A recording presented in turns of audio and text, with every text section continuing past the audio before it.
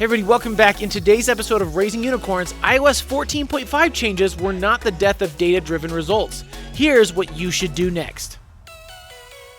You don't have to be a unicorn to capture the magic of a great business. Harmon Brothers has helped countless companies, both big and small, grow into the businesses they were meant to be. Here on Raising Unicorns, we share the marketing secrets we've learned to help you raise your business by hundreds of thousands to hundreds of millions of dollars and beyond. Everybody, welcome back to the Raising Unicorns podcast. I am Shane Rickard, CEO of Harmon Brothers, and today I have with me the one, the only, Tom freaking Broshinsky.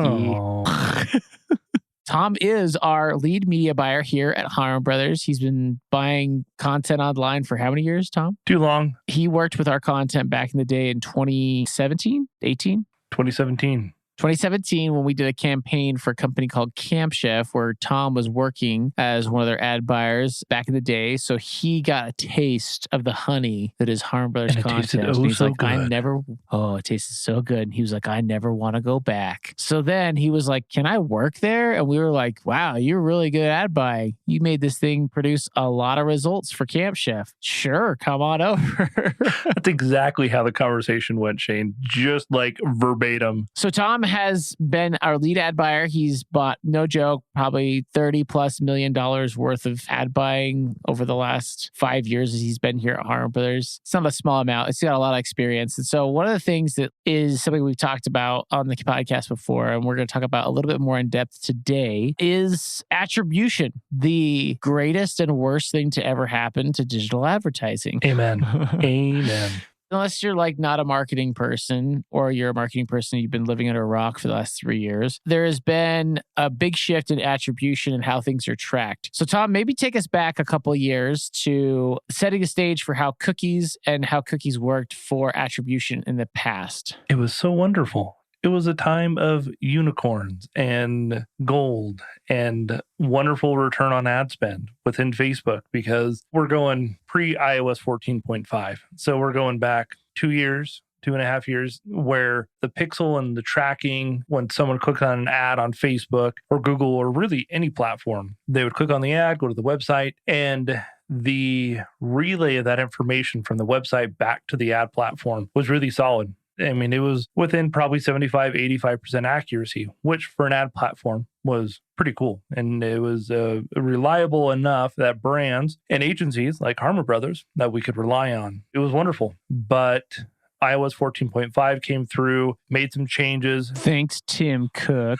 Yeah, it was Apple, but there's also other platforms out there like Brave and DuckDuckGo, and even Firefox and Chrome even have made changes to where that tag, that cookie, is removed after 24 hours. So even if you're not on an iOS device, a lot of that tracking has been impacted. And people in general are more savvy and they're more aware. I mean, there's probably a greater adoption of VPNs. So all those things have impacted the advertising platform's ability to provide attribution. Now, like, you're doing good on Facebook if your attribution is within probably 45 to 60%. Accurate, you mean? Yeah. Which is a far cry from what it was just a few short years ago. So, Tom, let's go back now into present time about attribution. And just from your perspective as an ad buyer, why is having the best attribution you can get, why is that important for you as an ad buyer? It's part of the decision-making process to scale or not scale. If I can see what is and what is not working, so having that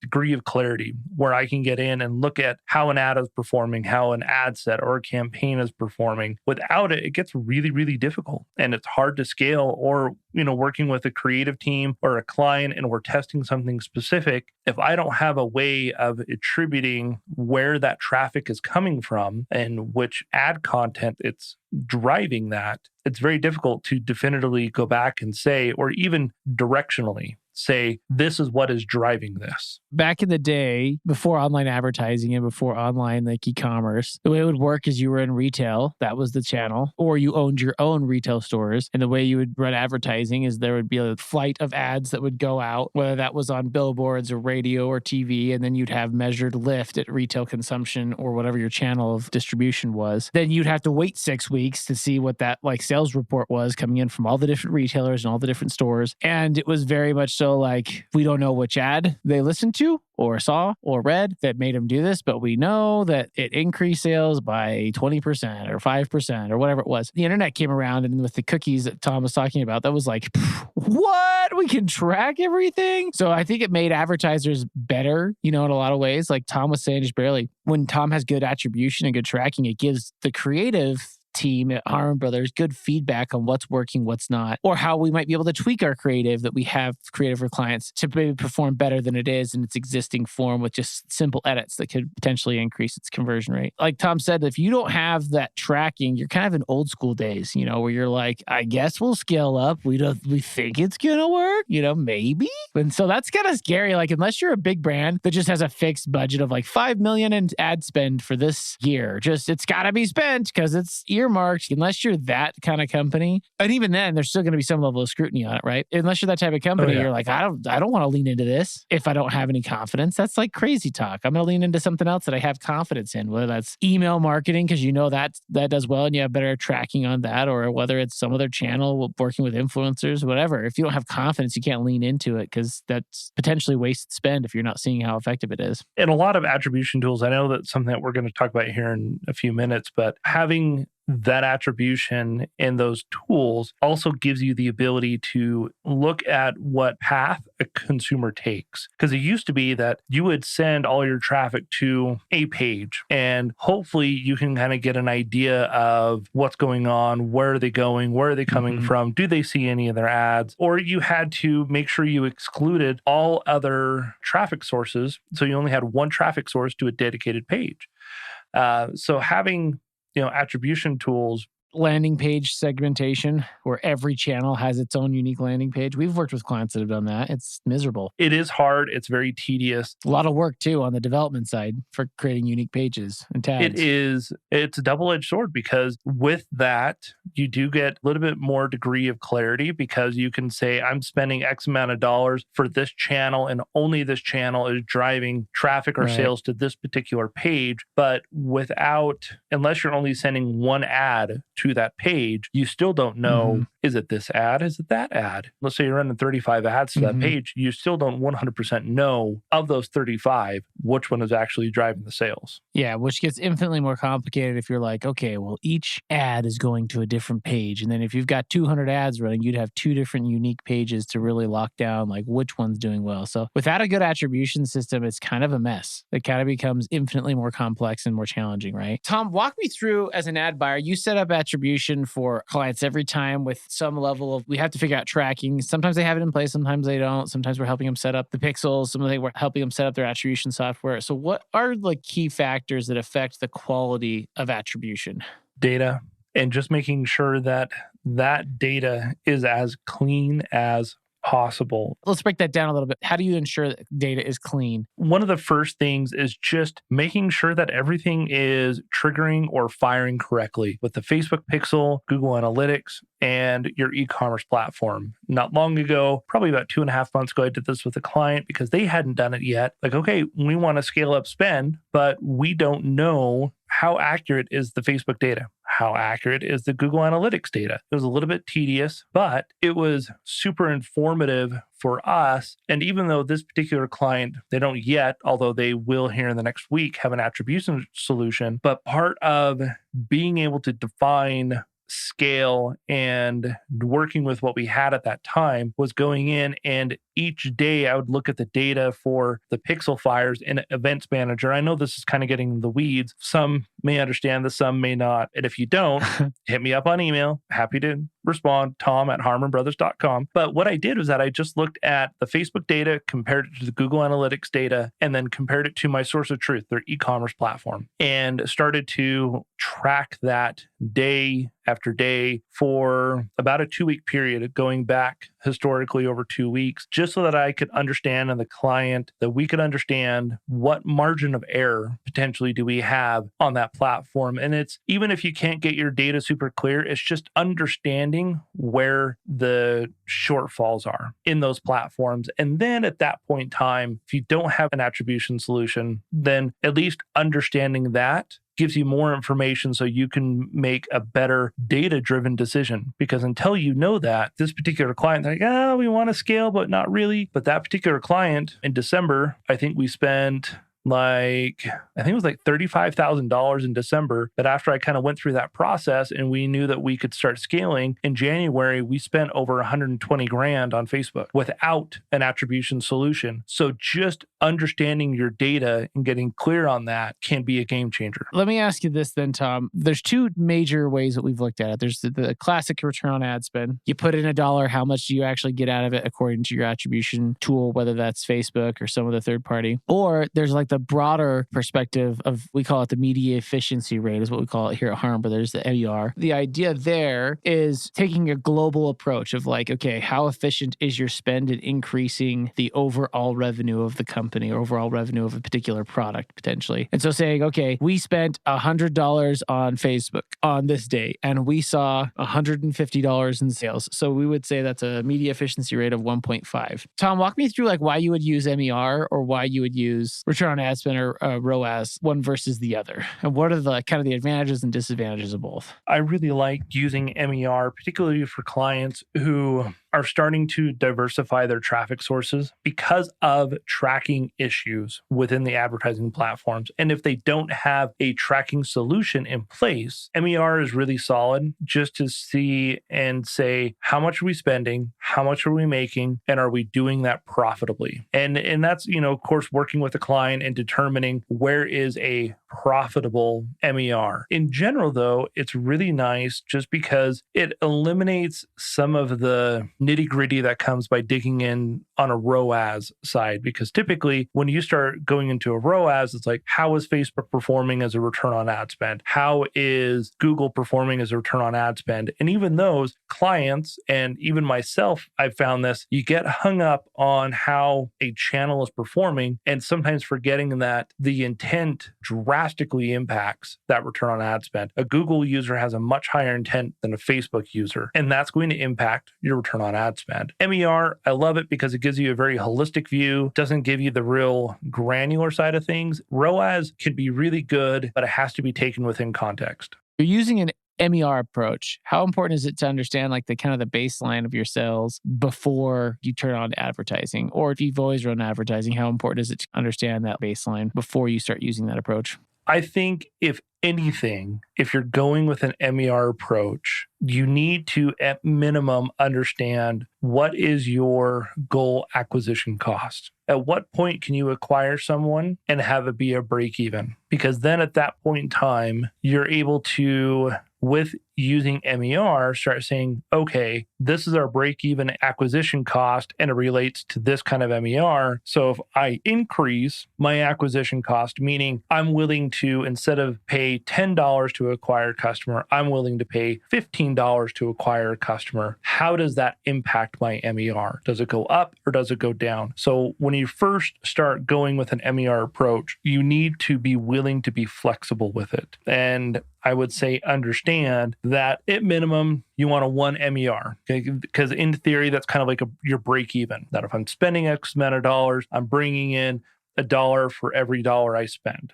So you're breaking even. That's breaking even, not including cost of goods sold, right? Yeah, I guess it depends on your acquisition cost model. And some CAC models will include your COGS and shipping and everything like that. Making sure that everyone is very clear and it's very definitive on how you are measuring and tracking that. So are you going to include shipping? Or are you not? Are you just looking at, your general acquisition cost? Are you not even going to, include COGS in that? So just kind of understanding those things and having those discussions. It's going to be a bit of a nuisance on the front end when you're going down the MER route or ROAS route, really either one. But understanding those things are going to better help you define on what you do based on the results. and as you move forward. Some companies we've worked with, they don't look like as a variable expense that's incurred and realized when the purchase happens. They're like, we already have investment capital that's been allocated for production and for inventory. So now we're just willing to spend and to learn. Obviously, they can't spend $100 and only sell $100 worth of stuff infinitely because you'll have to pay for inventory and shipping and other overhead costs. If that's already been accounted for and you're just like, let's at least do a break even 1-to-1. So we're spending 100 and getting 100. And then we can optimize and test into a way where we can get that to do a 2-to-1, a 3-to-1, a 4-to-1.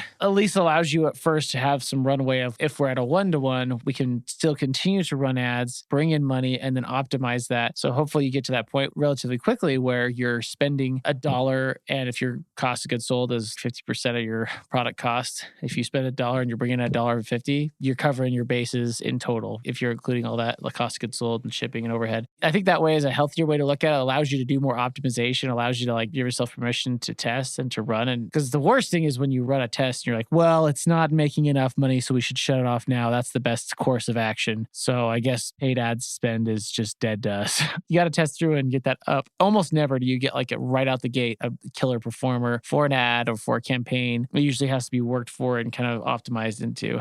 And if there's a way that you can have an attribution process in place at the very beginning when you start going down that road of doing the testing, even if you're not getting a 1 MER, you can start to see what things you're doing that are going to impact that. So then you can start improving on it and working towards increasing that MER. It's like, is it the ad or maybe it's our website? Now, what part of our website could be impacting that? Or do I need to implement an upsell because the ad is doing great at converting people, but the average order value is really low? So what can we do on the website to increase that AOV? Let's talk about paid attribution tools, what they are, what they do that something like Facebook or Google's native pixels do and don't do. And talk me through how those work and why we use them. So Facebook and Google, they're third-party tools, and the data that they have is third-party. So they owe it to their consumer base. You know, some of it is government regulated, that they have to hash that data. And there's other things that impact it, like iOS 14.5, whether someone's on Brave or DuckDuckGo or using Firefox, something like that. Some of that data is masked. When you say they have to hash that data, what does that mean? Sorry. I can't get into Facebook or Google and see that Shane Rickard saw this ad on this date at this time and this location, and he clicked on it and went to the website and made a purchase. Got it. Facebook and Google and any advertising platform, they hash or anonymize that data. So some of that information is still being processed, but because of how Facebook and Google and Pinterest and TikTok and Snapchat, all of them operate, they're all impacted by privacy implications. Right. So there's that.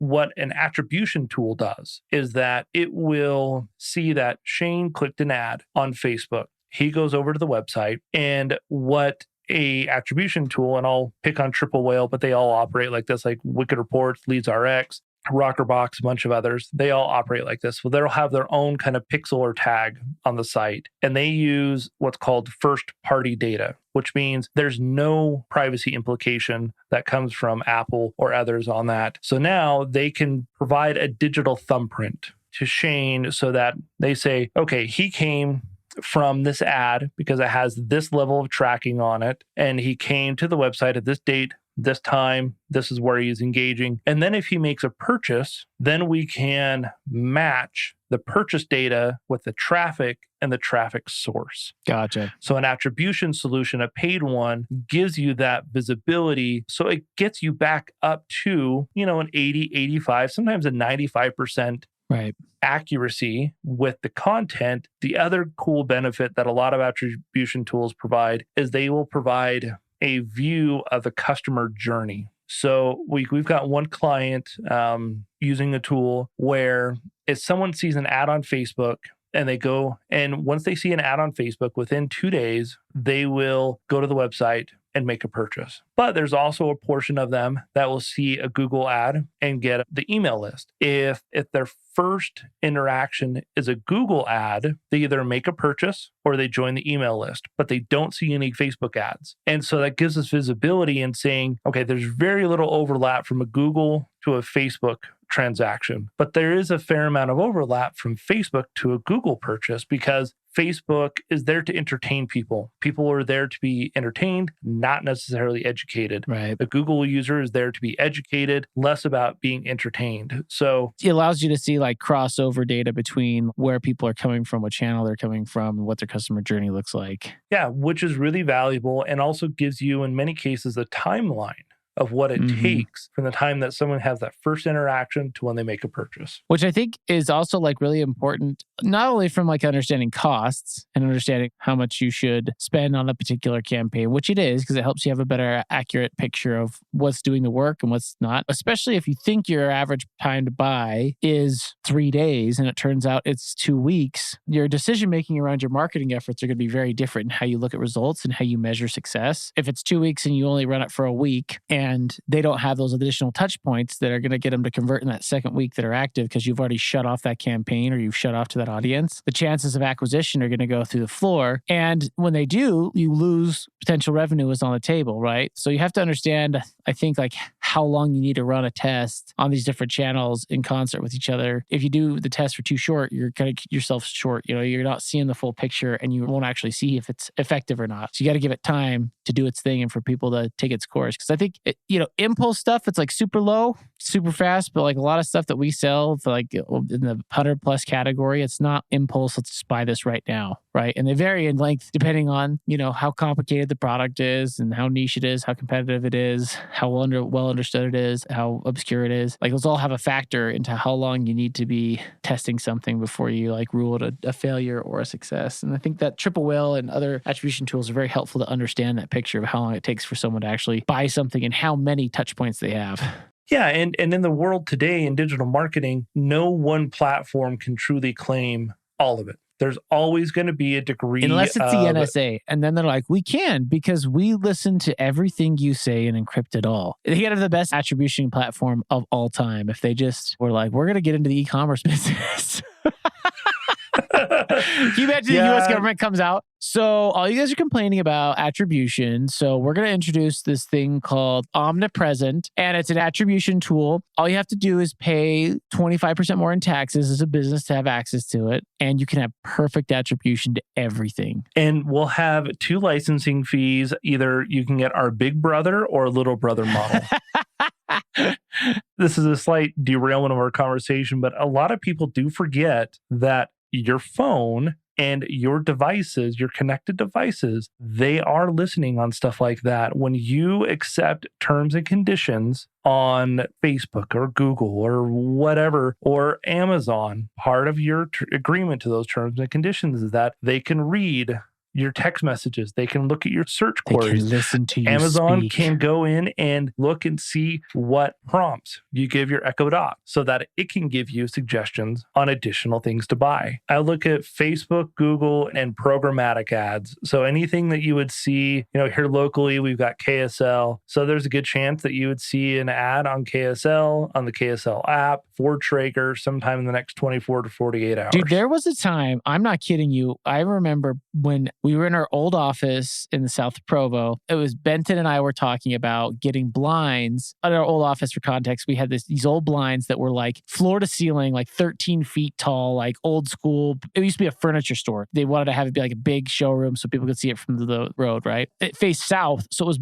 blindingly bright, unreasonably bright for like working conditions. And we had a polished concrete floor, so it just bounced off in your eyes. So we were talking about getting motorized blinds for our office so it would automate, because we all wanted to not live in a cave, but we wanted to like not be blinded in the morning. So we were talking about motorized blinds. And I kid you not, I just finished the conversation with Benton, hadn't Googled this one bit, like never looked it up. It was like the first time we'd even had a conversation about this. And the very first ad that popped up was a motorized blind company. And I showed Benton, he's like, holy freaking crap. He's like, did you Google that? And I'm like, no, you could look through all my search histories on any devices. I have not searched it once.